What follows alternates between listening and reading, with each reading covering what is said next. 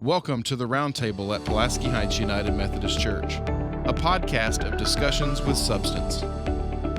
Join our staff and leaders of our church as we journey through topics that inform, engage, and inspire the daily life of our church. Welcome to the Roundtable with Pulaski Heights United Methodist Church. We're so glad that you are here. I'm Kathleen McMurray. I am the pastor of Connecting Ministries and Worship here at the church. Hi, I'm Abbey Maynard. I'm the pastor of Community Ministries. My name is Jay Clark, and I'm the executive pastor here at Pulaski Heights. And I'm John Robbins, the senior pastor here at Pulaski Heights. I once heard, I think I saw an article and a post on Facebook by Diana Butler Bass, who's an author and teacher, amazing faith leader. And she was talking about the difference, that a lot of times whenever we start talking about social issues, whatever they may be, in the church, if someone is on the opposite side of that social issue, for lack of a better term, then we're being too political. And Diana Butler Bass's argument was that there's a difference between being political, and by that she defined having an interest in the polis, in the social fabric of society, and then being partisan and partisan politics, advocating for us to vote for a certain individual or have a certain individual in power. And I just kind of wanted to ask your thoughts about that. I thought that that was a very compelling, in this idea of tension, when we're talking about advocating for things that we believe are important because of our faith, this idea of this difference between politics and partisanship, I thought was really interesting, and I wanted to get your thoughts on that. I really like that distinction, and it made me think of a very specific instance in my own ministry. In my first year of seminary, before all the pandemic hit, I got to go on one of the last trips that the school did, and we went to the U.S.-Mexico border, and we saw the wall and spent a week down there learning about that whole situation. And I came back, and it was right after Christmas, and I preached about, what I saw, just about literally just the things that I had seen and heard. And I related it to the story of Jesus as an infant and the family traveling to Egypt. And I got some emails afterward that were not all thrilled. One in particular accusing me of being too political and telling her how to vote. And I very kindly responded and said, I'm very sorry if you felt like I was trying to tell you how to live, but I didn't endorse any particular person. I didn't endorse any particular party. I don't want to tell you to do that because that's not my job. I am not a member of a particular party, and I am not running for anything. I just want to tell you what I have seen and what I have learned and what I have read in the Bible, and I want to share that with you to make your choices from. And I think that that's important because we can have a say in our social fabric and the way that that is made without endorsing a party or a person, because we can still have opinions, and that's important. And to me, there are some things that are non-negotiable. If it's political, fine. If it's from the Christian perspective, fine. But everybody ought to be in agreement about it. Mm-hmm. And for example, childhood hunger, that to me is a non-negotiable. Right. That if people want to make that a political issue with regard to how much money we spend in an average state budget or in the federal budget regarding childhood hunger, it's never enough. And that is both a Christian perspective, a religious perspective, because other religions obviously believe very much in caring for those who are in need. If people get worked up over that becoming a political issue, so be it. I mean, I get accused regularly of being political, trust me, because we have such a broad audience. We get all kinds of perspectives and that kind of thing. And I'm okay with that on a particular topic. If we're talking about childhood hunger, or we're talking about caring for the disenfranchised and the lowly, that not only is who Jesus is, that is who we ought to be as a culture and as a nation and as a world. And so sometimes it does cross over, and people will say that's political. People will say it's too much of a Christian agenda, and I'm okay with that on certain issues. I just think fundamentally there are times when you take a stand on something and people are going to be critical of it. people are going to be supportive of it, and we do not budge on that. And childhood hunger, for example, or caring for the homeless, those kind of things, to me, we never have enough funding. We always need to look to other resources, and that means we do need to make it political because we need politicians involved in that, Right. while the church still continues to do its part with regard to that as well. Well, and Jesus was very obvious Yeah. about homelessness and hunger and things like that. Well, it's literally your soul is at stake Right. from our perspective. Right. You all are so political. Yeah. I knew that was coming. One time I was, I worked in a church in New York City, and we always had a prayer time where, similar to in the contemporary service, where people could voice their prayers.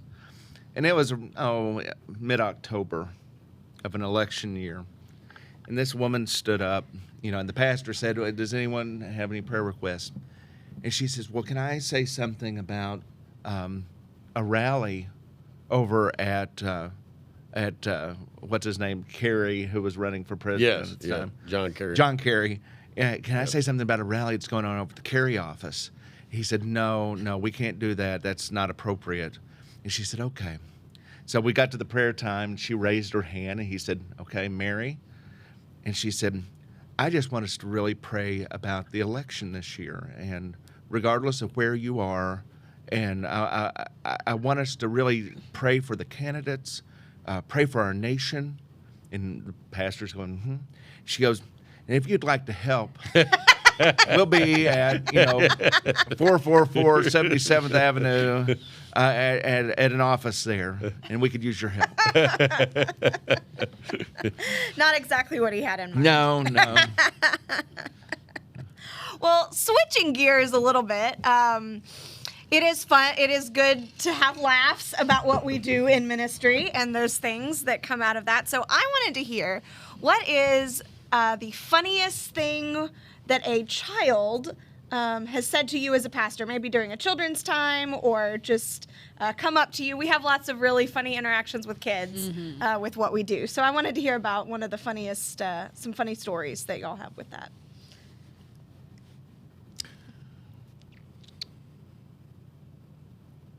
Silence. I had one this past Easter at my previous church when we had the Easter Bunny visiting, and I was in my Candler School of Theology T-shirt, and a kid came up to me and he asked what my T-shirt said, and I said that it was for my graduate school that I went to, and then he paused for a little bit and he goes, "So are you an electrician?" And I was like, "No, I'm a pastor." And so then we had this whole wonderful little conversation about what a pastor does and that we go to school. And then he ran off and told his mom that I was his new friend. Electrician, huh? Yes, that was when I said I was at Candler School of Theology. He said, "So you're an electrician." Yeah. Do you have one? So one of the funniest things is that I am single. I am not married. And at a previous church that I served, there was a little girl, and she was constantly asking me why I wasn't married and why I didn't have kids. I mean, it was a constant thing every time. And so apparently I wasn't giving her the answer that she wanted because she was constantly asking me.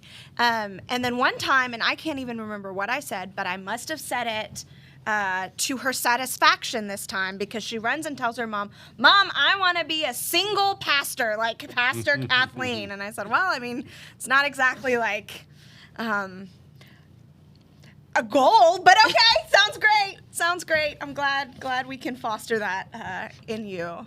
I can't really think of an instance. I mean, I know that there are many,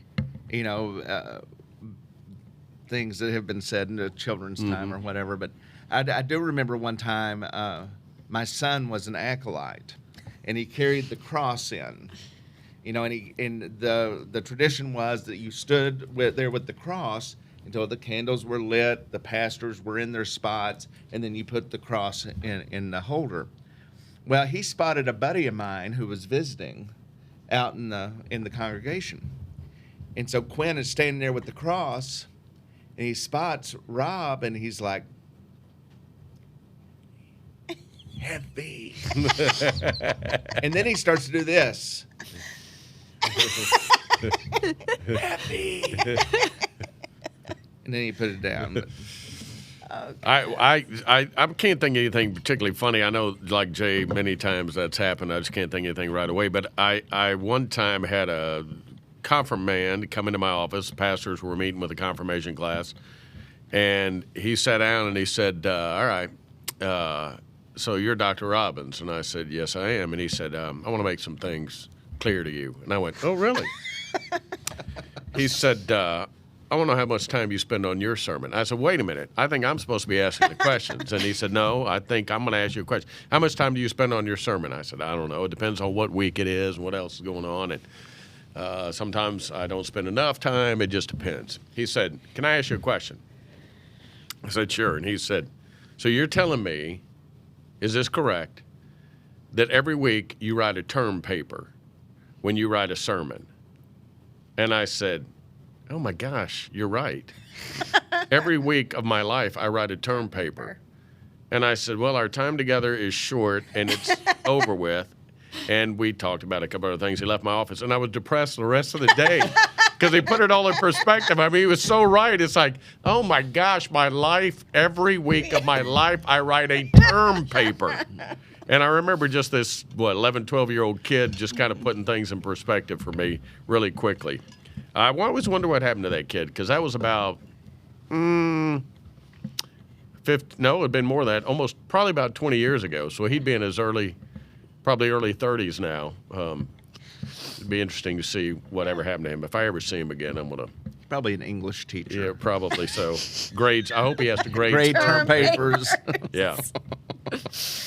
Well, there are a lot of times in ministry where we have situations like that where it's like, geez, is this really what I do? And we have weeks that we go, I did not go to seminary for this. Yes. This is not what my calling is about. I seem to be saying that more and more often. This is not what my calling was about. I know during COVID it was like, how on earth is learning how to do all of these technology things? This is not what my calling was about. But then there are moments in ministry where we have moments, we have times where we say, this is it. I feel like God has brought me to this moment, and I am living out this calling in a powerful way.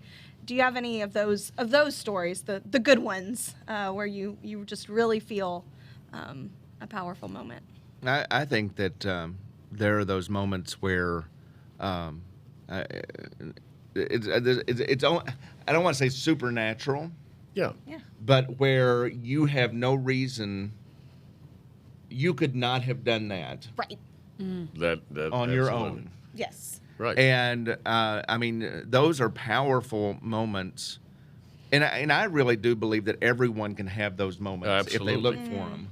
Mm-hmm. But I mean, those are the moments that you look back over ministry in a church and you're like, yeah, you know, when words fly out of your mouth that you normally wouldn't say to a person that is grieving, let's say, because you wouldn't have the words. And I mean, those are the moments that stick with you, and those are the moments for me that make you realize, you know, that you have listened to what your calling is. And that God's in it. That's right. Mm-hmm. I mean, that's scriptural. Jesus said there'll be times when the Holy Spirit will give you what you need to say. So I don't think there's any question. I got a couple of emails just this morning from people about our TV ministry, and an elderly woman called, and I was asked to call her back, and so I did. And she is not a United Methodist, but she and her husband, she has been confined to her house for 2.5 years now. She said she literally has not left her house in 2.5 years because she's so immune compromised. And she said, with a great spirit, as a Southern Baptist, we watch Pulaski Heights every Sunday, and your church has saved us. Now, to me, that's when, with all the grief we can get and all the criticism at times, when you realize that there are people out there at the same time who literally feel like their soul is fed by being a part of Pulaski Heights in some special way, watching on television or online or whatever it may be, that to me is just a great affirmation that though we don't always do it right, but we're doing it, and the fact that we're doing it, God blesses it with a lot of people. And I think that happens over and over again with a lot of things. But I think you're right, Jay. I mean, there have been times when I've been in conversation with people about something that they're, and I just think in the moment, I have no earthly idea how to do this. I don't know what to say. I'm not sure how to respond. And then lo and behold, when the conversation's done, they walk out feeling like they've been supported and encouraged and that God's been in the midst of all that. It's extraordinary how often that happens. Mm-hmm. What about you, Abby? Yeah, I've kind of had those moments that were both like felt like big things and things that felt really small. Like the big ones at OMP, I've had actually the gift of getting to work with Pulaski Heights students many times while I was there, and I have one camp in particular where I remember I was preaching and I talked about having anxiety, and it was something that I was really nervous to share. And afterward, one of the students came up to me and talked about how helpful that was for her because she was feeling similarly. And I remember when I wrote that sermon, when I got ready to preach it, I was so nervous. And I don't really remember preaching the sermon. I just kind of remember after it. And the fact that it meant something to someone, and the fact that she felt comforted by knowing that someone else, that someone older than her, was making it and was getting something from that and saw God even in the midst of that was one of those things where I was like, I could not, if I was just trying to explain it to somebody, I don't think I could do that, but God was there. And that was such a deep moment. And then the really light one was, I had a kid who joined my youth group at my last church, not that long before I left, but he had kind of been coming, and he came by himself just about every week. Our choir director would either pick him up or he would like ride his bike. So he came without his family every time. And right before I left, I gave him a Bible. Just after youth one week, I went and grabbed one out of my office and gave it to him, and it was still in the wrapping. And I remember he was so excited. He was so surprised that I was giving it to him, and he was like, "Oh my gosh, and it's brand new?" And I was like, "Yeah." And he said, so when do I need to get this back to you? And I said, no, this is yours to keep. Like, you can take this home, you can write in it, all kinds of stuff. And he just looked so in awe that he had this to keep, that it was his, that he could write in it and that he could make it his own.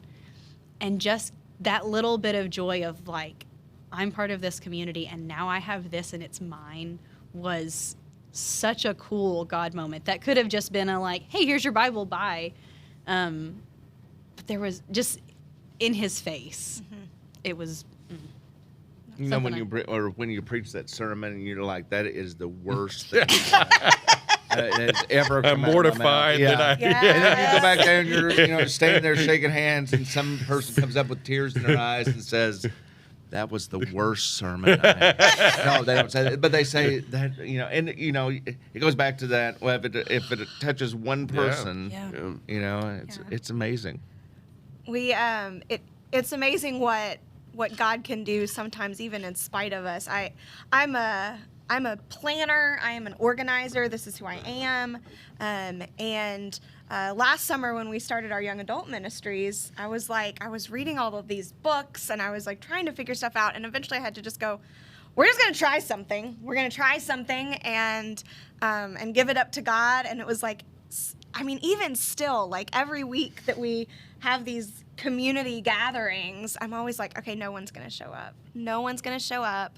And we're going to have this huge table full, and our waiter is going to hate us, and whatever the case may be. And that's God is continually bringing people together when we open these doors for community and connection, and to see what God does in that is just, it's always such a privilege to be able to be a conduit for what God is doing and bringing people together. Thank you so much for joining us with our Pulaski Heights Roundtable. We are thankful for your presence, and we hope that you will join us again. So have a great week, and tell someone about Pulaski Heights United Methodist Church.